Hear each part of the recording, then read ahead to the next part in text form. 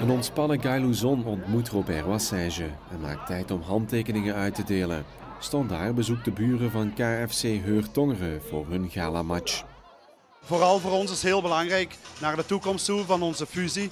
Dat we terug hoger met Tongeren een hoger niveau willen halen. En dat is dus zeer belangrijk voor onze toekomst. En zeker vooral naar onze sponsors toe, onze supporters, dat dat zeer belangrijk is. De veredelde B-ploeg van Standaard begint sterk. Hier kopt een Bombo op de lat. Voor rust moet de doelman van Heurt Tongeren zich tweemaal gewonnen geven. Maar ook de tweede provincialer pikt een goaltje mee. Na de rust diept Standaard de voorsprong verder uit. Tuku Dejan zorgt hier voor de 1-4. Het klassenverschil is duidelijk, maar ook logisch. Je wilt natuurlijk niet afgaan, dat is heel duidelijk. Maar het niveauverschil, dat is er, daar kan je niet omheen. Wij hebben eigenlijk een andere bedoeling. Wij willen met deze wedstrijd de mensen terug naar de club lokken. En of wij dan een goede uitslag neerzetten of een slechte, ja, het is logisch dat zij gaan winnen. Maar gelijk ik zeg, het is een andere bedoeling vandaag. Standaard wint uiteindelijk met 1-7.